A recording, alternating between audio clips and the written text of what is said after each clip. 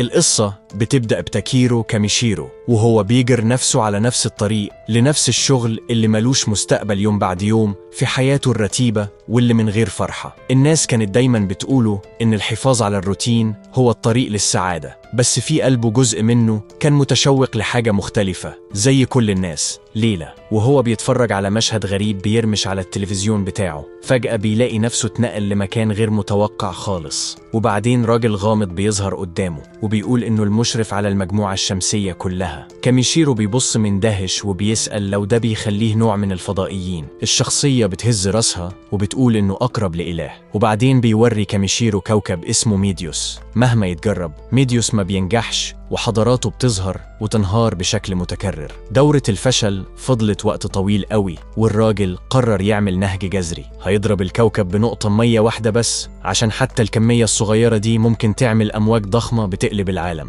ولصدمة كاميشيرو هو اللي تختار يبقى نقطة المية دي. كاميشيرو بيحس بثقة للواجب ده، بس الإله بيشرح بهدوء إنه أصلاً مش عايش بأي شكل، لو رفض روحه هتختفي في العدم. بس عشان يحل الاختيار الإله بيعرض عليه مهارات وأي قوة يحبها. بيبدأ بإنه يمنح كاميشيرو سحر ومخزون منى لا محدود، بس بعدين بيوقف وبيسأل إيه كمان كاميشيرو عايزه لنفسه. فوراً خوف كاميشيرو بيتحول لحماس، بيعلن إنه عايز حريم لطيف يرافقه في الرحلة دي. لسعادته الإله بيضمن له إنه هيقابلهم في النهاية، وبعدين بيكمل يكدس مزايا أكتر. بيحسن مهارات البحث بتاعت كاميشيرو، بيخليه يكسب فلوس من بيع المواد المجموعة، وبيديله شنطة خاصة تقدر تحفظ كل حاجة بيجمعها. كمان بيمنحه فهم عالمي للغات مع مقاومات عشان يقوي دفاعه. في وقت قصير شكل كاميشيرو بيبدأ يختفي والنقل بتاعه على وشك يبدأ. الإله بيوقف وبيتساءل بصوت عالي لو كان حمل كاميشيرو ببركات كتير قوي، بس متأخر عشان يلغيها. مع ذلك انزعاج بيمر على وشه لما بيشوف الشريكة اللي كاميشيرو مقدر له يقابلها، فبيسأل لو فعلا هيبقى كل حاجة تمام. كاميشيرو بيتخض من كلامه، بس مفيش وقت للإجابات، والإله بس بيقوله إن كل حاجة هتبقى كويسة قبل ما كاميشيرو يختفي. ثانية بعدها كاميشيرو بيفتح عينيه في عالم جديد تماما، دلوقتي في جسم جديد تماما، ملوش فكرة حقيقية المفروض يعمل إيه بالظبط. فبيطلع يدور على مكان فيه ناس. في وقت قصير بيلاقي أوريا، بس بسرعة بيفهم إنه مش هيقدر يشتري أكل من غير فلوس، وساعتها بيفتكر إن الإله كان حسن مهارة البحث بتاعته عشان يقدر يتبع مواد يبيعها. كاميشيرو بيحاول يشغل سحر البحث، بس مفيش حاجة بتحصل، وده بيخليه يتخيب. بعد ما يفكر كويس بيفهم إنه كان بينطقها غلط، عشان في اللحظة اللي بينطقها صح رموز لامعة بتظهر حواليه. العلامات دي بتحدد المواد موجودة فين، ولما بيقول كلمة مسح معلومات أدق بتظهر. متحمس لقد إيه المهارة مفيدة، كاميشيرو بيحس إنه محظوظ لما أول حاجة بياخدها بتطلع مصنفة رانك بي، وبعدين بيقضي وقت أكتر بيجمع كل حاجة بتظهر تحت المهارة، بس معظمها بيطلع زبالة. تقريبا كلهم مصنفين رانك إي. حجر غريب ولامع بيلفت انتباهه، بيبان ثمين عشان شكله مصقول وصافي، بس بيتكشف إنه خرا نمل. بيتلخبط من السبب إنه مصنف سي، بس لسه راضي عشان بيتعلم إن الحاجات اللي يقدر يبيعها منظمة بعلامات مختلفة، ومهارة البحث بتاعته بتوريهم بسهولة. مع الشنطة بتاعته دلوقتي مليانة لحد آخرها، كاميشيرو بيجري للقرية متشوق يشوف قد إيه فلوس يقدر يعمل. عند البوابة الحارس بيفترض إنه فارس بسبب قد إيه طويل بشكل مضحك، بس كاميشيرو بسرعة بيشرح إنه بس جامع مواد. الحارس اللي بيعرف نفسه بمارلو بيقول إن النوع ده من الشغل نادر، ورغم إن القرية ملهاش محل متخصص في المواد عندهم محل عام، فولدنا بيروح على طول هناك. ولما بيوري صاحب المحل الخرة عيون الراجل بتلمع حرفيا، بيتعرف عليها كبراز نملة مطرقة، وبينبهر بشكل مبالغ فيه من شكلها المثالي ولونها الغني، وبيمدح كاميشيرو عشان لقى عينة كويسة كده. بيعرض عليه 5 عملات ذهب عليها. كاميشيرو ملوش فكرة ده يساوي ايه، فصاحب المحل بيشرح ان ليلة واحدة في النزل بتكلف 500 رايف، وعملة ذهب واحدة بتساوي 1000 رايف. كاميشيرو بيحسب بسرعة في دماغه، وبيفهم ان الراجل على وشك يدفعله يساوي 50,000 ين على خرا حرفيا. لما كاميشيرو بيوافق صاحب المحل بيتحمس زيادة عن اللزوم، وحتى بيحك الحاجة الملعونة دي في خده كأنها كنز، وده بيخلي كاميشيرو يقف في عدم تصديق ان حد بيقدر خرا نملة. كاميشيرو بعدين بيعرض باقي جمعه، وصاحب المحل بيبص مش مصدق إن كاميشيرو قدر يجمع ده كله لوحده. بيسأل ليه حد يجيب غنيمة قيمة كده لمحل في آخر العالم، بس كاميشيرو بيرد بشكل عادي إنه ببساطة بيحب يتمشى وهو بيجمع اللي يقدر يلاقيه. معجب بموهبته، الراجل بيقرر يطلب منه خدمة. بيشرح إن في عرق مترال مخبي في الجبال القريبة وعايزه كاميشيرو يستعيده. كاميشيرو بيعيش للمغامرة فبيوافق. الراجل بعدين بيعدي 360 ألف رايف للدفعة. عمل الحسبة كاد يخلي كاميشيرو يغمى عليه، عشان ده حوالي 3.6 مليون ين. بس قبل ما يسيبه يمشي، التاجر بيحذره إن في وحوش في الجبال، بس واثق إن كاميشيرو يقدر يتدبر أموره. بس قبل ما يروح هناك، كاميشيرو بيقضي الليلة في نزل، وبنت صغيرة بتجيب له طاسة مية بسيطة. التكلفة 30 رايف، وكاميشيرو بيتلخبط لما بتشرح له إنها عشان يغسل بيها. طبيعي بيفضل حمام، بس كاد يجن لما بتقوله إن مفيش حمامات هنا خالص. السحرة ساعات بيعرضوا تعاويذ تنظيف، بس المدينة ملهاش أي حد. سمع كلمة سحر بتولع فكرة في دماغ كاميشيرو، فبيدفع للمية وبيصرف البنت. لما يبقى لوحده بيجرب شوية ترانيم، وفي اللحظة اللي بيقول نظف التعويذة بتشتغل، وفي لحظة بيحس إنه أنظف مكان في حياته كلها، وساعتها بيفهم إنه يقدر يرمي أي تعويذة تقريباً لو يكتشف الكلمة الصح ليها. في الطريق للجبل، كاميشيرو بيبدأ يتعود على مهاراته الجديدة، وبيتخض لما فجأة يشوف رمز جاروف يظهر لأول مرة. متحمس بيروح يتأكد، بس بيتفزع لما ده بيوديه لهيكل عظمي. مهارته حتى بتكشف اسم الشخص والرانك بتاعه وتفاصيل ماضيه، واللي بارز أكتر تميمة عائلية جنب البقايا. السحر بتاعه بيوري إنها اتعملت يدوي بواسطة أم الراجل، ولما كاميشيرو بيقرأ الجواب المحفوظ جوه، صدره بيوجعه. رسالة صادقة من أخت الراجل بتتوسل إنه ميشتغلش قوي، حاس إنه ما يقدرش يمشي كده. كاميشيرو بحرص بيدفن الهيكل العظمي قبل ما يكمل لمنطقة تانية. هناك بيعمل حاجز وائي، بيرمي أعشاب مختلفة خدها من بدري في طاسة، بيضيف توابل، وبينهي بشوية لحمة. لما بياخد رشفة من الحساء، كاميشيرو بينبهر من قد إيه الطعم حلو. بيضحك لنفسه، بيعلن إن الرمي في عالم تاني ممكن يبقى ببساطة أحسن حاجة حصلت له. قريب كاميشيرو بيوصل لغابة التنانين القديمة، منطقة قاتلة مليانة مخلوقات خطيرة. كاميشيرو بعدين بيستحضر تعويذة نور عشان ينور الرموز حواليه، بس بيلاحظ إن مفيش هالة في أي مكان، حتى ما بيشوفش حيوان واحد، وبيتساءل لو يمكن ده عشان ريحته وحشة قوي. كاميشيرو ببساطة بيقبل،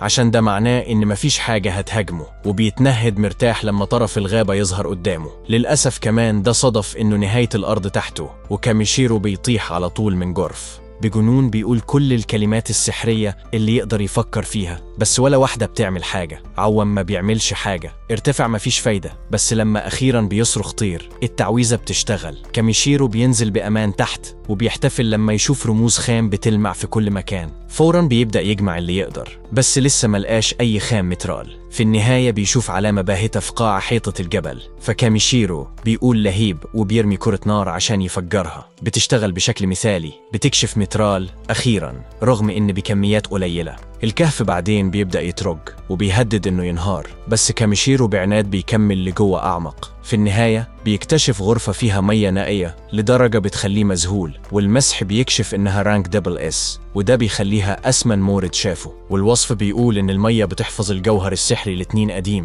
وده معناه إن اتنين لازم يكون عايش هناك. كاميشيرو بيختار إنه ميتخدش، وبيبدأ يستعد يجمع قد ما يقدر. بس قبل ما يفضي المية العادية في الوعاء بتاعه، بيقرر يختبر لو مية التنين فعلا تتشرب، فبياخد حفنة. في اللحظة دي تنين ضخم بيطلع من البركة وزعلان عشان كاميشيرو معرفش وجوده. كاميشيرو بيتجمد من الصدمة، بينما التنين بيتصدم بنفس الطريقة إن كاميشيرو قدر يتحمل هالته القوية. في خضة، كاميشيرو بسرعة بيركع على الأرض وبيعتذر إنه اقتحم بيت التنين، والوحش بيحترم شجاعته. كاميشيرو بيعرف نفسه وبيأكد بوضوح إنه بشري، بس التنين بيلاقي صعوبة إنه يصدق. بيشرح إن المانا اللي بتطلع من كاميشيرو كانت طاغية لدرجة صحته من نومه العميق. كاميشيرو مش فاهم بيقول إيه بالظبط، بس التنين بيوضح إن كمية المانا اللي طالعة منه ممكن فعلا تساوي بتاعته أو حتى تزيد عليها. التنين القديم اسمه فولدياس، وبيؤكد إن عنده طلب يطلبه منه. فولدياس بيعترف بالقوة النظيفة والخام في كاميشيرو، وده بيخليه يصدق إن كاميشيرو ممكن يقدر يصحي ابنه. وطبعا التنين مش مستني إنه يعمل ده ببلاش، فبيوعد يسلم كومة خام مترال في المقابل.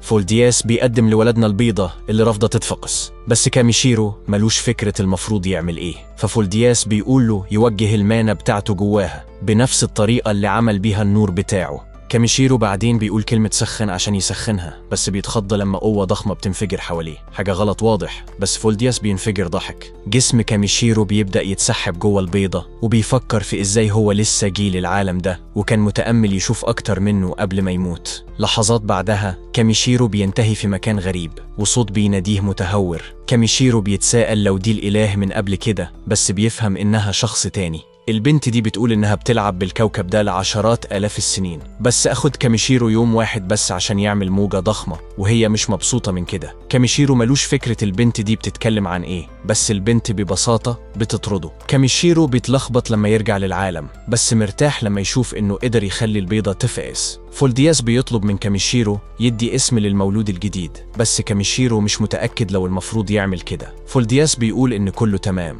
عشان الطفل عنده اسمه الحقيقي، وهو بس عايز كاميشيرو يديله اسمه اليومي. كاميشيرو بيوافق وبيسمي التنين البيبي من أسود. وبعدين فولدياس بيقول لبي يتجول في العالم الواسع قد ما يحب، والفرخ فوراً بينضم لفريق كاميشيرو. كاميشيرو بيلاحظ إن الصغير لسه متولد، وبيسأل لو ده ذكي من فولدياس إنه يسيبه يروح مع غريب زيه، بس فولدياس مش قلقان، وبيقول إن كاميشيرو أقوى منه، وبيحس إنه آمن إنه يوكل ابنه لرعايته. فولدياس بعدين بيسلم مكافأة كاميشيرو بإنه يرمي شعاع في الشنطة السحرية بتاعته، وبعدين بيودعه. كاميشيرو بعدين بيسأل بيه رسميا لو هيجي معاه في رحلة الجمع بتاعته، والتنين الصغير بيصوت بالموافقة. كاميشيرو ما يقدرش يبقى أسعد من كده، بس قبل ما يمشي بياخد لحظة يستخدم سحر عشان ينضف شريكه الجديد، عشان التنين الصغير الغريب ريحته وحشة قوي. بعد شوية وقت تاكيرو أخيراً بيطلع من الكهف مع بي. التنين الصغير بيطم بسعادة في الغابة،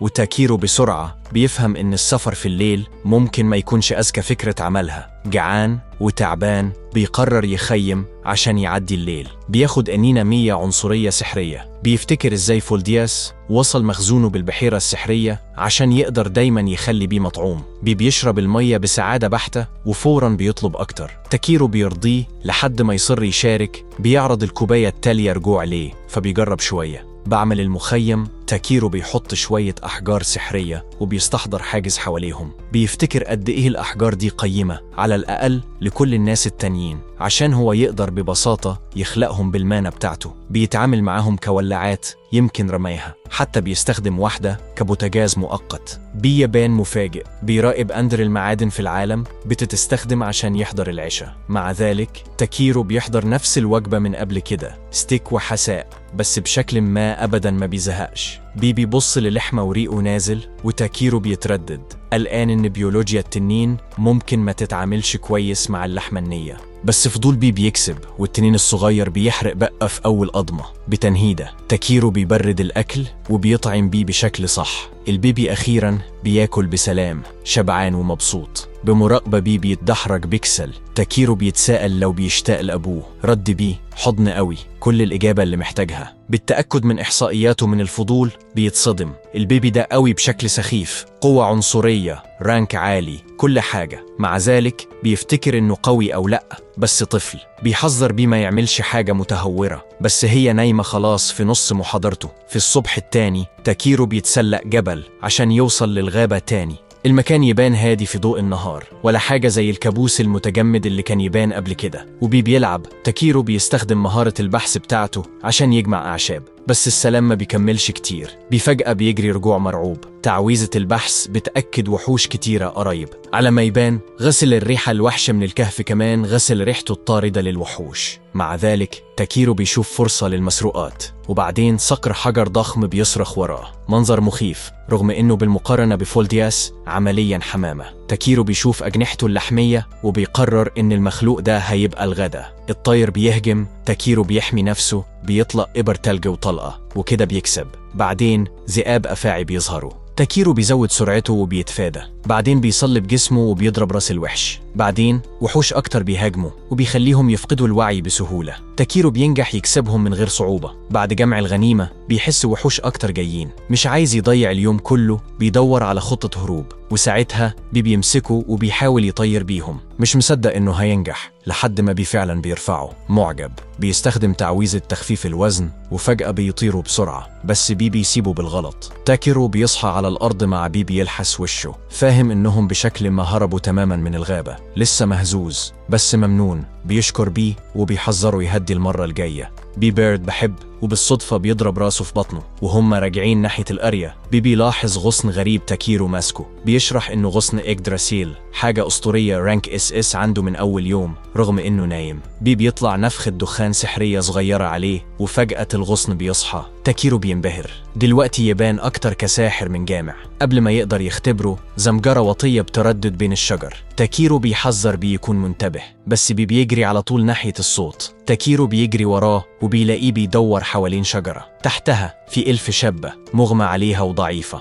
تاكيرو بيستعد للخطر، بس الزمجرة ما كانتش من وحش، كانت من بطنها. الإلف بتبص فوق وبتقول بصوت واطي إنها ماكلتش من أيام، فبتطلب منه شوية مية. تاكيرو بيحط إيده في الشنطة وبياخد شوية مية طازة للإلف، بتشرب كله مرة واحدة. لما تخلص بتشكره بأدب، بس بتعترف إنها لسه بتموت من الجوع. متذكر الغدا اللي أبدا ما كملوش. تاكيرو بيديها ساندويتش. البنت ما بتترددش ولا ثانية قبل ما تلتهمه، كأنها ما شافتش أكل من أسابيع، وهي بتمدح الوجبة السماوية. تاكيرو ما يقدرش يمنع نفسه يحدق.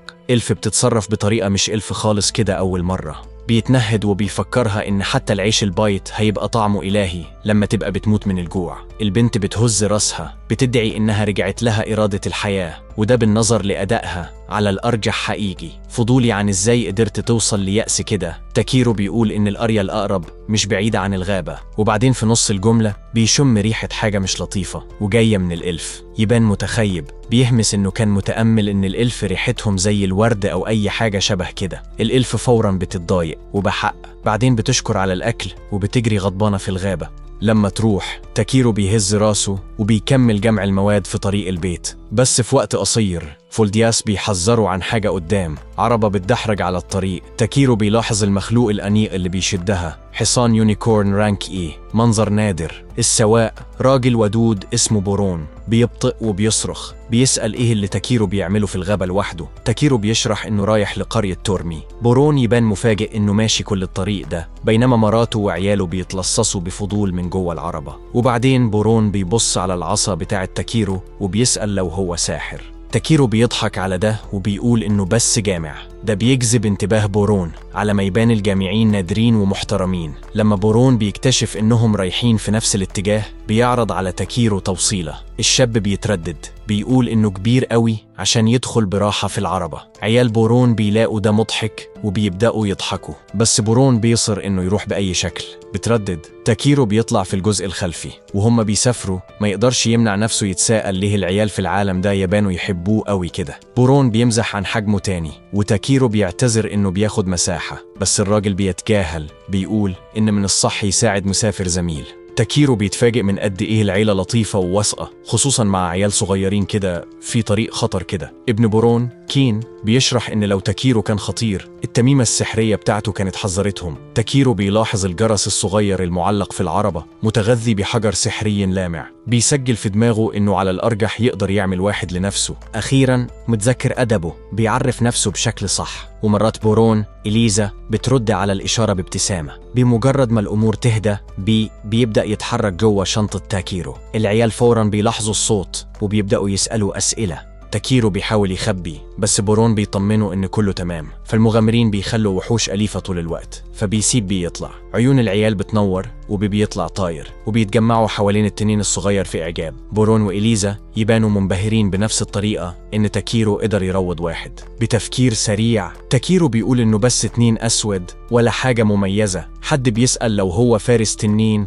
وبيشرح إنه لقى البيضة بس وفقسها لوحده. بعدها في الليل بيوقفوا يرتاحوا. تاكيرو بيبني حاجز وائي باستخدام الأحجار السحرية بتاعته، وبورون يبان مرتاح بوضوح. مع الوحوش بتتجول في المكان، وجود حيطة سحرية بينهم وبين الموت دايما كويس. تاكيرو بيطمن إن بي هيفضل حارس بأي شكل كاحتياط. لأول مرة من أيام تاكيرو أخيرا بيحس إنه محاط بناس عاديين ومحترمين، حتى لو واحد منهم لسه ريحته زي الخرا. وإليزا بتبدأ تستعد تعمل العشاء. تاكيرو بيخطه للأمام وبيعرض يهتم بالطبخ لوحده. فضوليين بيتفرجوا وهو بيطلع طقم مطبخ كامل من شنطته. العيال بيتنهدوا مقتنعين إنه نوع من الساحر. تاكيرو بيضحك وبيشرح إنها بس شنطة تخزين من غير كاع، ولا حاجة سحرية فيها. تاكيرو بيدعيهم ياكلوا والعيال بيغطسوا الأول، فوراً بيحبوا الطعم. بورون وإليزا بياكلوا بعدين، وإليزا ما يقدرش تمنع نفسها تمدح طبخ تاكيرو. بورون من الناحية التانية بيقعد في صمت تام، كتافه بتبدأ ترتجف، وإليزا بتبص قلقانة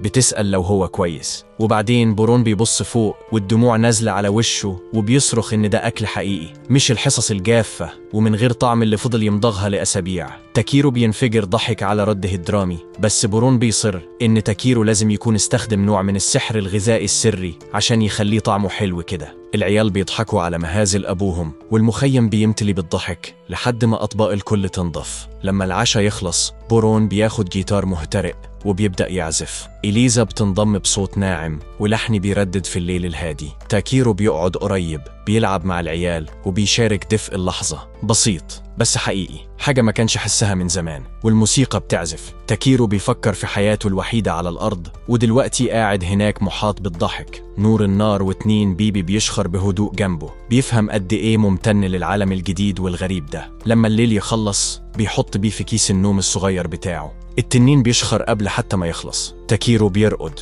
بيبص على النجوم اللامعة اللانهائية فوق. لأول مرة العالم يبان مسالم. لما الشمس بتبدأ تطلع في الأفق بورون صاحي خلاص وبيلمع لجام العربة كالشخص البالغ المسؤول في المجموعة، بينما العيال لسه مغمى عليهم في عالم أحلامهم الخاص. بي مرتاح كويس بينهم. تاكيرو صاحي كمان، قاعد على الأرض بينضف مقصاته بشكل عادي كراجل ملوش حاجة يثبتها خالص. إليزا بتطلع من العربة بعدها على طول، بتشوفه بيلمع أدواته وبتقول حاجة عن إزاي الناس اللي بتهتم بمعداتها أحسن مغامرين. تاكيرو بيضحك وبيعترف إنه أيوة يمكن فعلا بيبقى كويس في موضوع الجامع ده كله. أبدا ما خططش لده، بس حصل إنه أخد الكلاس ده بالصدفة بس بشكل ما بيناسبه. لما الكل يبقوا جاهزين يكملوا تاكيرو بيسأل لو يقدر ياخد اللجام لشوية. بورون مبسوط يديها له والاتنين ينطلقوا جنب بعض. بيطلع إن اليونيكورن اللي بيشد العربة بتاعتهم مش بس وش جميل، بيسمع كل واحد من أوامر تاكيرو كأنه اتدرب بواسطة الآلهة نفسهم. بعدها بشوية بيصحى وبيطير عشان يقعد قريب من رجلين تاكيرو. بيطن بصوت واطي وهم ماشيين على الطريق.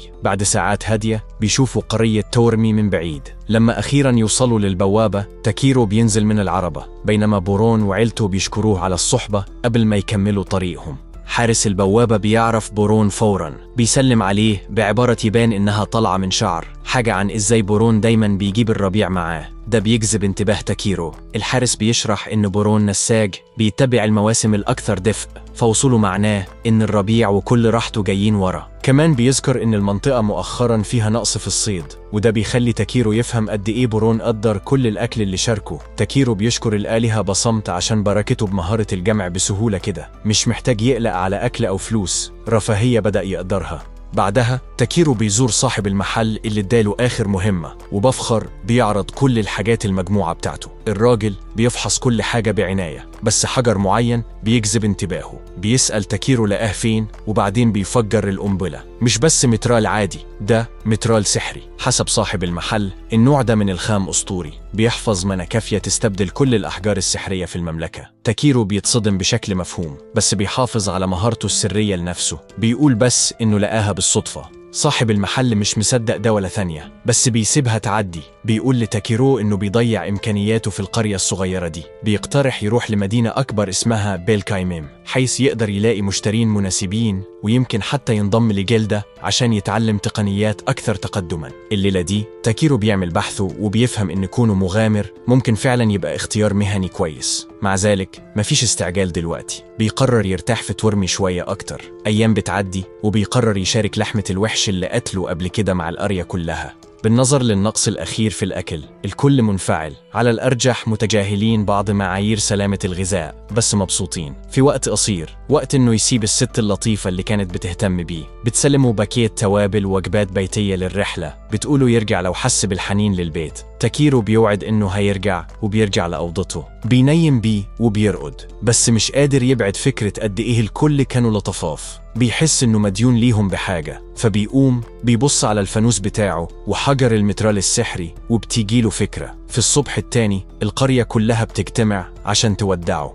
قبل ما يمشي تاكيرو بيقدم لهم هدية، فانوس مشحون بقوة الحجر اللي يقدر يخلق حاجز واجي حوالين القرية. الكل منبهرين رغم ان صاحب المحل فورا بيفهم اللي عمله. بيفتح قاعدة الفانوس وبيلاقي المترال السحري لسه جوه. قبل ما يقدر يوقفه تاكيرو بيجري بيصرخ ليهم يخلوا ده للقرية. الناس بيلوحوا ليه بامتنان وهو بيبدأ رحلته التالية. هو الصبح منعش، العالم مفتوح وهادي، لحد ما يلاقي وحش سلطعون عملاق ضخم عالي الصوت وقريب قوي. بعد فحص سريع بيكتشف انه مخلوق رانك سي يتاكل، وعلى ما يبان لذيذ مزاجه بيتغير فورا. بيقوي جسمه بالسحر مستعد للمعركة، بس قبل حتى ما يقدر يهاجم بيتقدم وبيبيد السلطعون بانفجار صوتي واحد. تاكيرو بيتنهد. يوم هادي تاني وحش تاني بيتحول لغدا. قبل ما تاكيرو يقدر حتى يبدأ يقطع السلطعون، 2 قشريات ضخمة تانيين طلعوا من الشجيرات بيحيطوه كأنهم ملاك المكان. بسرعة بدأ يخلق استراتيجية، متخيل إنه ممكن يستغل حركتهم الجانبية، بس قبل حتى ما يقدر يخلص الفكرة دي السلطعونين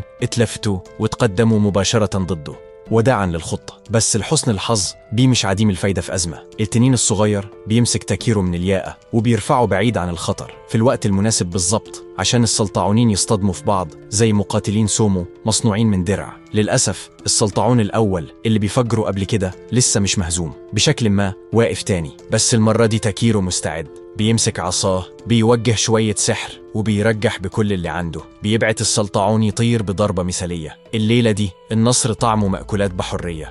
تاكيرو بيستخدم تعاويذه عشان يقوي ذراعه، وبعدين بمهارة بيقطع أرجل السلطعون قبل ما يرميها في حلة مع مية توابل وأعشاب عشان يعمل حساء تقيل. لما يبقى جاهز بيفتح القشرة، بياخد أول قضمة، وفوراً بيقرر إن العالم ده بقى أحسن بكتير. بين الطعم الغني والرضا إنه ما ماتش اليوم ده، بيلمع من الفخر حرفياً. بيقول لبيه إنه بالكاد يقدر يستنى يستكشف أكتر من العالم ده، وأكيد ياكل كل اللي فيه. سكان القرية كانوا قالوا إن الرحلة لبيلكيم هتاخد شهر، بس يا إما كانوا بيبالغوا أو تاكيرو بيمشي أسرع من معظم الناس عشان بيوصل للمدينة في وقت قصير. بيلكيم ضخمة، مدينة شبيهة بحصن محاطة بالمية ومليانة حياة. تاكيرو بيدخل في الطابور مع المسافرين التانيين، بيحاول قد ما يقدر ما يبرزش، حتى بيستخدم سحر عشان يخلي الشنطة المسحورة بتاعته تبان عادية. وبيقول لبي يختبي لحد دلوقتي. لما دوروا يجي في نقطة الهجرة، الحراس بيعملوا مسح سحري أساسي عشان يتأكدوا من السجلات الجنائية، بينما ضابط ملل بيفحص حاجاته. كل حاجة يبان كويسة لحد ما واحد منهم يقطب ويذكر إن عنده نوع من بركة 2.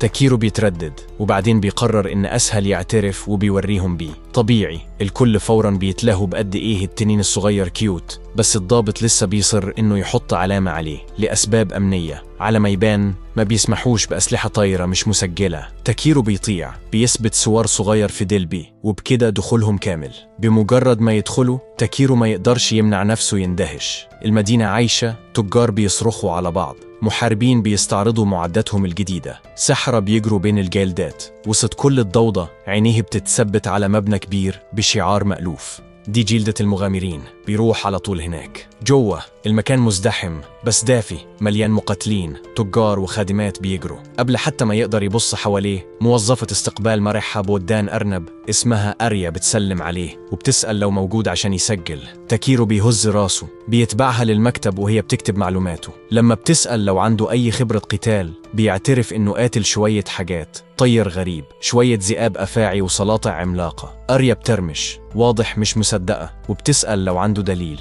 ومن غير ما يفكر مرتين تاكيرو بيطلع سلطعون 100 كامل من الشنطة السحرية بتاعته. أريا بتصرخ وبتجري برا الأوضة، بينما باقي الجلدة بيجروا يشوفوا إيه اللي حصل للتو. مغامر وحشي بيخطوا للأمام، بيستخدم مهارته الخاصة عشان يقرأ نوايا تاكيرو، وبهدوء بيقول للكل إنه مش خطير بس غريب. تاكيرو دلوقتي محاط بمتفرجين فضوليين، بيشرح إنه خلى السلطعون عشان اللحمة كويسة وبس أهبل يضيعها. الأوضة بتسكت على ما يبان، ولا حد هناك بياكل سلاطع. الزحمة يبانوا مرعوبين شوية، بس في النهاية بيتجاهلوه. أريا أخيرا بترجع، لسه متهزة بس محترفة كفاية عشان تخلص التسجيل بتاعه. لما بتسأل لو عنده شريك، تاكيرو بيقدم بيه، اللي فوراً بيسرق الأضواء. الجلدة كلها بتبص بإعجاب. كلاس جامع مع تنين حاجة غير مسبوقة. في دقايق جلدات كتيرة بيحاولوا يجندوه. أريا بسرعة بتوديه لأوضة تانية عشان تخلص الأوراق بسلام. تاكيرو بيفهم غلط لثانية، بس بدل الرومانسية بياخد بس علامة جلدة مختومة على تسجيله. بكده التسجيل بتاعه كامل.